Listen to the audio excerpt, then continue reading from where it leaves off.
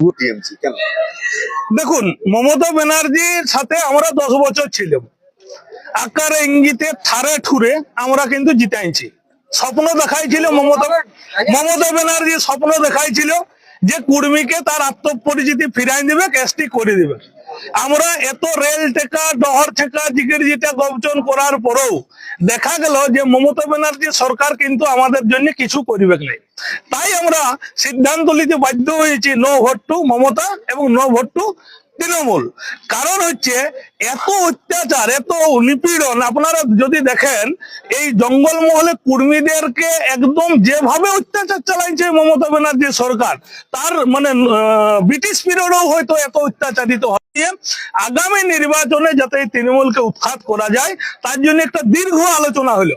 এই আলোচনার নির্যাস আমাদের মাননীয় নেতৃত্ব অজিত প্রসাদ মাহাতো উনি বলে দিয়েছেন যে এই তৃণমূলকে আমরা জঙ্গলমহল থেকে মুছে দিব, কারণ 36টা সিটে আমরা নির্ণায়ক ক্ষমতায় আছি।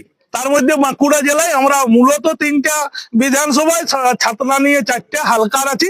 এখানে আমাদের রানীবাঁধ বিধানসভায় প্রায় 60,000 ভোটার আছে, আর রায়পুর বিধানসভায় 40,000 আছে, তালডাংরায় 15,000 আছে, আর ওখানে ছাতনায় 10,000।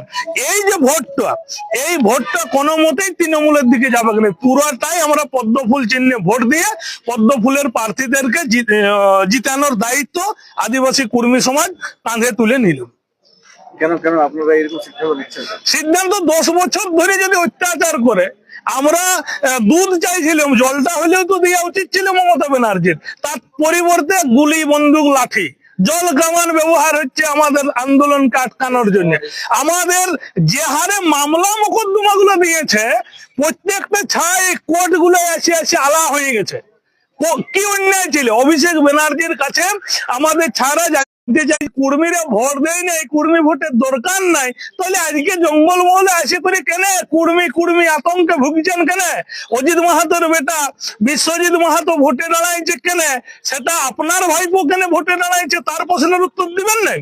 ওয়ার জয়পুর বিধানসভায় ঘরটা ছিল, এইটাকে ডিলিমিটেশন করে ভাঙিয়ে দিয়েছে। ওই আরসা ব্লককে 3টা বিধানসভায় পাঠাই দিয়েছে।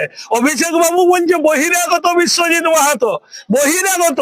বলি দাদা, আপনার বিজ্ঞানক মাহাতো এমপি হয়েছিল ঝাড়গ্রামের লোক, পুরুলিয়ায় কেন দাঁড়াইছিল? সুজয় ব্যানার্জি মানবাজারের লোক, দাঁড়াইছে কোথায়? পুরুলিয়ায়। ওর পৈতে আছে বলে ও সুযোগ পাবে, আর কর্মী ভোগাপুর হাজার নয়।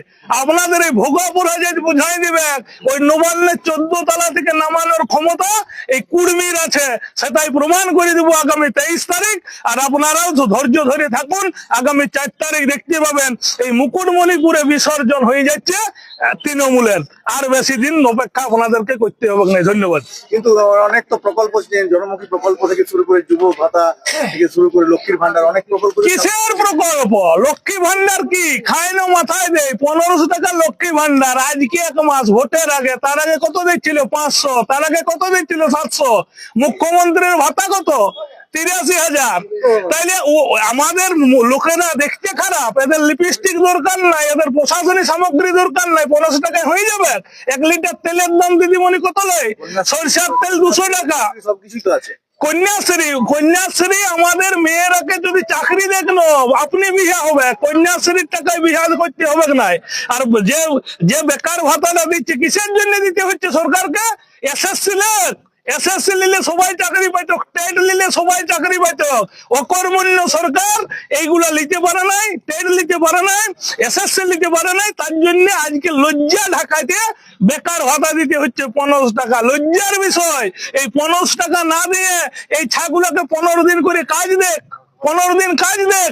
15 দিন কাজ করলে এরা 5,000 টাকা করে পাবে। যদি কারো রাজমিস্ত্রির সঙ্গেও যায় না, 5,000 টাকা করে পাবে।